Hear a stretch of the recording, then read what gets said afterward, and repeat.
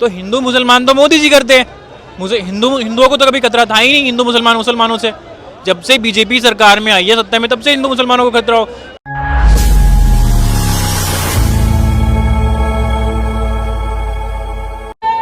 नमस्कार दोस्तों, आप देख रहे हैं लोक भारत। कल चुनाव का रिजल्ट आने वाला है और लोगों को क्या लगता है, दोनों पक्षों ने जो है वो मिठाइयों का ऑर्डर दे दिया है। जी सर, क्या नाम है आपका? सर मेरा नाम गौरव मिश्रा है। जी गौरव जी, आपको क्या लग रहा है, दोनों पार्टियों ने मिठाइयों के ऑर्डर दे दिए, आपको क्या लगता है किसकी खराब जाएगी? देखिए, खराब तो विपक्ष की जाएगी, उसमें रीजन भी विपक्ष का ही है। अगर हम लोग जैसे शोर शराबे से अलग हटें, तो अगर हम अपने कंट्री को ही देखें, ठीक, तो यहाँ पे भी मोदी लहर है। आप भी मानते हो, हम भी मानते हैं, ठीक। अगर देखा जाए, विपक्ष का जो मेन चेहरा थे राहुल गांधी, वही एग्जिट पोल का अगर माना जाए तो वही अपने यहाँ से रायबरेली सीट हार रहे हैं। लेकिन एग्जिट पोल को राहुल गांधी जी कह रहे हैं ये मोदी पोल है, एग्जिट पोल नहीं है। चलिए वो छोड़िए, तब भी जहाँ तक ओवरऑल लग तो यही रहा बीजेपी जीत रही ना। उसके पीछे ना कहीं ना कहीं कारण हमारे जो विपक्ष है उसका है। सर आप मानते हो जैसे कि इन्होंने क्या किया अभी जब से बीजेपी आई, देखिए ये बात तो हम सबको मानना पड़ेगा कि उन्होंने हिंदुओं को एक किया, उनका वोट लिया और वो जीत गए, ठीक, उन्होंने ये किया ना। तो अब विपक्ष को क्या चाहिए था, इंडिया का जो पॉपुलेशन है ये थोड़ा इमोशनल है, तो विपक्ष को ऐसे खेलना था। उन्होंने क्या किया, वो हिंदू जैसे यहाँ पे बहुसंख्यक हिंदू हैं, इन्हीं को आपस में बांटने लगा कि मैं तुम्हारी जातिगत जनगणना करवाऊंगा, जाति के आधार पे होगा। अब जो जैसे कि अगर मैं हूँ, मुझे बीजेपी नहीं पसंद है, लेकिन मैं वोट बीजेपी क्यों दूंगा? क्यों? क्योंकि मुझे पता है विपक्ष आएगी, मैं जनरल कास्ट से हूँ, ठीक, ब्राह्मण हूँ, तो मुझे पता है कि ये फिर आएगी, मुझे हम ही को हिंदुओं आपस में काट देगी, ठीक, कि तुम ओबीसी हो, तुम इतने परसेंट हो, तुम एससी हो, इतने परसेंट हो। राहुल गांधी जी कहते हैं धर्म की और जाति की राजनीति तो मोदी जी करते हैं।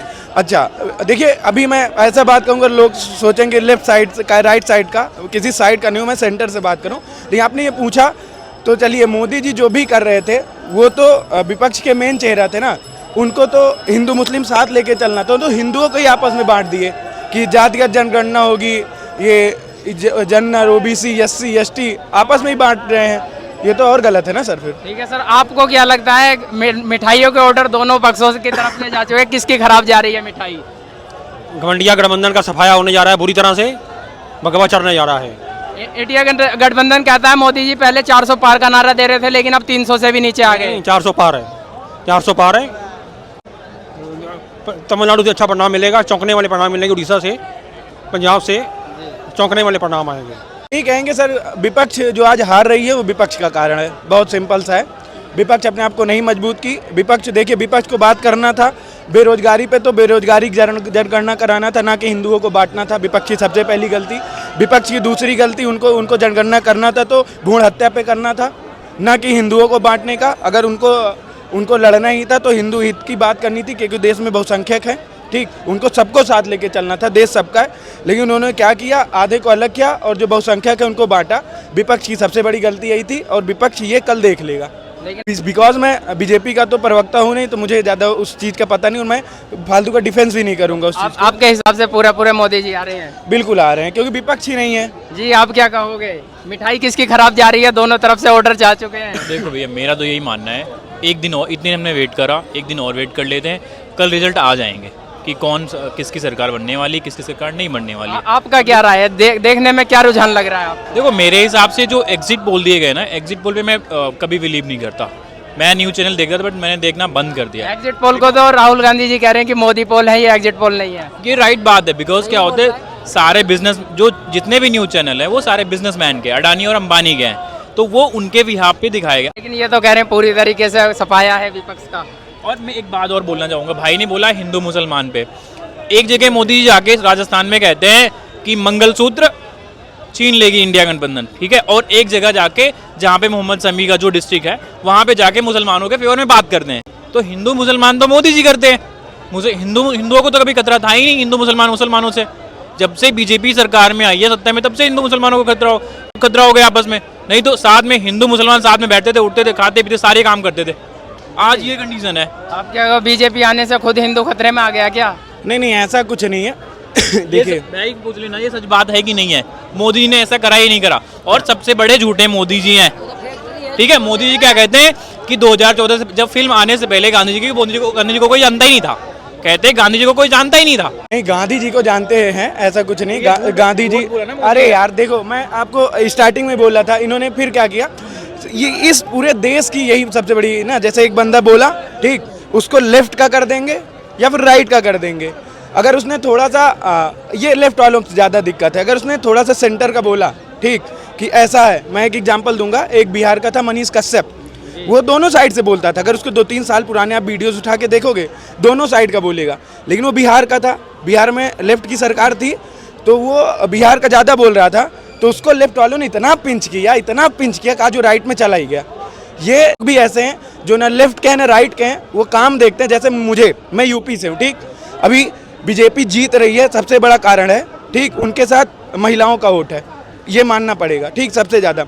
इनके घर भी मेरे घर भी 60 साल एज जिसका भी होगा ना, सबकी घर की दादियों के हाथ में राम हो गए ठीक, वो या राम राम जपती होंगी या लेकिन तीर्थ यात्रा पे केजरीवाल जी भेज रहे हैं। एक मिनट कंप्लीट करने दीजिए, राम राम करते होंगे या कृष्ण कृष्ण करते होंगे, ओम नमः शिवाय करते होंगे ठीक, उनके सामने मोदी जाके लेट जाता है ठीक, उनके आराध्य के सामने, वो बिल्कुल वोट देंगे यार। वो वृद्धा पेंशन, गांव में हर औरतें वृद्धा पेंशन पा रही। अब जैसे मैंने ये चीजें रखी ठीक, अब फिर क्या होगा, अब भैया कहेंगे तुम फिर बीजेपी की डिफेंस करो। देखो बीजेपी में कमी है, विपक्ष में कमी है ठीक, नहीं विपक्ष में इसलिए कमियां ज़्यादा हैं क्योंकि यार वो कितनी पुरानी 70-75 साल पुरानी पार्टी, उस गद्दी, वो पार्टी जहाँ पे नेताजी सुभाष चंद्र बोस बैठा करते थे, वो पार्टी, आज वो पार्टी इतनी बुरी हालत है। हमारे आपके सबके पूर्वज पक्के कांग्रेसी रहे होंगे, आज कहीं ना कहीं कांग्रेस की कमी है ना। जितनी भी पार्टियां बनी हुई हैं, समाजवादी पार्टी, आरजेडी, जितनी भी पार्टियां बनी हैं, सब कांग्रेस के विरोध में बनी थी। जिन भाई साहब को सिर्फ विपक्ष में कमी दिखाई देती है, ये सिर्फ लागू हो जाएगा इंडिया में, तानाशाही हो जाएगी, इस चीज़ का ये चीज़ भूल रहे हैं ये ठीक है। और ये कहते हैं कि ये कर दिया वो कर दिया, ऐसा नहीं है कि 14 से पहले कुछ नहीं था। यहाँ पे क्या जंगल था? यहाँ पे कोई नहीं था, हम कपड़े नहीं पहनते थे, हम नंगे थे, भूखे थे। वो टाइम था 1947 में, 15 दिन के पैसे थे अपने इंडिया के पास खाना खाने के ठीक है, मनमोहन जी 15 दिन से निकाल के आए थे। आज इंडिया यहाँ देखिए कि नहीं है, हम आम आदमी है, अपना मत रख रहे हैं, हम अपने विचार रख रहे हैं ठीक है। इनको लगता है बीजेपी सही है, ये अपने हिसाब से उसको डिफेंड करे, मैं डिफेंड नहीं कर रहा हूँ। 2014 में बीजेपी को वोट करा, 19 में बीजेपी को वोट करा, 24 में मैंने बीजेपी को वोट नहीं करा, ना ही करूंगा। आगे 29 में एक बारी बीजेपी हट गई सत्ता से ना, 50 साल तक नहीं आएगी, 50 साल तक बीजेपी सत्ता में नहीं आएगी। आप इस चीज को लिख के रख लीजिए। सबसे झूठा, सबसे भ्रष्ट प्रधानमंत्री मोदी जी हैं इस देश के, सबसे झूठे। मंगलसूत्र पे, भैंस पे, उन्होंने क्या क्या नहीं बोला, झूठ बोला, हर एक चीज में उन्होंने झूठ बोला। और उसके बाद में कहते गांधी जी को कोई जानता ही नहीं था। जब से फिल्म आई तब से गांधी जी को लोग जानते हैं जी। लेकिन देखा जाए मोदी जी भी गांधी जी को अपना आइडल मानते हैं ठीक। तो गांधी जी तो कहते हैं कि कोई जानता ही नहीं था गांधी जी को फिल्म से पहले। कितने बड़े झूठे आदमी हैं, झूठ के विहार पे और मीडिया खरीद के पैसों के दम पे भले वो सरकार बना ले। जिस दिन ईमानदारी से बेरोजगारी, शिक्षा, महंगाई, स्वास्थ्य पे ये करेंगे ना, जिस दिन चुनाव लड़ेंगे, इनकी एक भी सीट नहीं आएगी पूरी इंडिया में, मैं इसी की गारंटी दे रहा हूँ। ये हमेशा हिंदू मुसलमान, राम मंदिर। बीजेपी वालों को सिर्फ 4-5 वर्ड पे आप ब्लॉक बंद कर दो, हिंदू मुसलमान, पाकिस्तान, इन सब, राम मंदिर, इन सब से हटा दो।